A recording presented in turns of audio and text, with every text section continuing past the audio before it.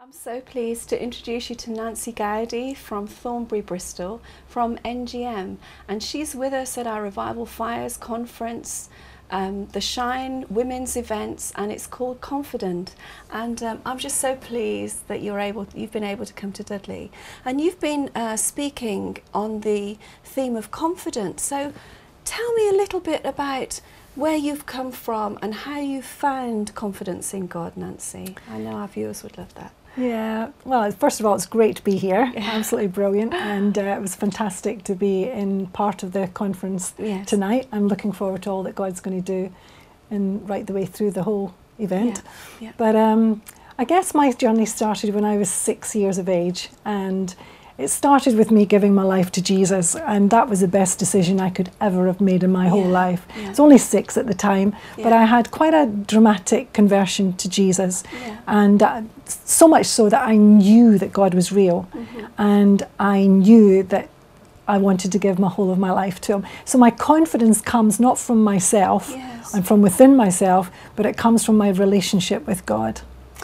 That's interesting, because you can hear of loads of self-help groups and how to improve yourself, but you've said your confidence comes from God, and I know that you were talking a bit about Elijah tonight, and that related to him being courageous and confident in God. Can you tell us a little bit more about being confident and having faith? Yeah, well, there's a little verse in the scripture that says, "On what are you basing your confidence?"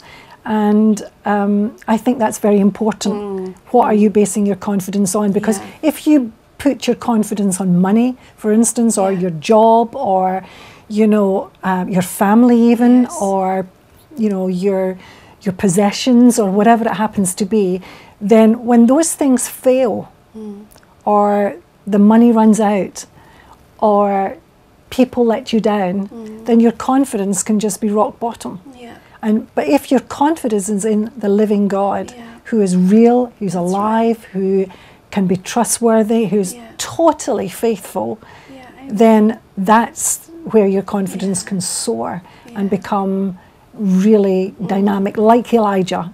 And Elijah in 1 Kings 17, all the way through the whole chapter, I just concentrated just a few verses today, but all the way through that chapter he displays what I call hot faith, which is basically hearing, obeying and trusting. And when you do that and you hear God, and then you move to the next phase of obeying God and then trusting God, it's then that you can actually put your confidence in God, because you know that you've heard, you've obeyed and you've trusted. He is faithful and He will do what He has said He will do.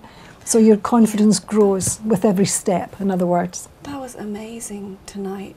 You know, you may be able to download or to order Nancy's message about Elijah. It was hot faith, and I was just so challenged that the promises God's made, once we've heard them, we need to process them by obeying and by trusting. That doesn't mean we give up tomorrow, or in 24 hours when it's over we think, well, perhaps we didn't hear God.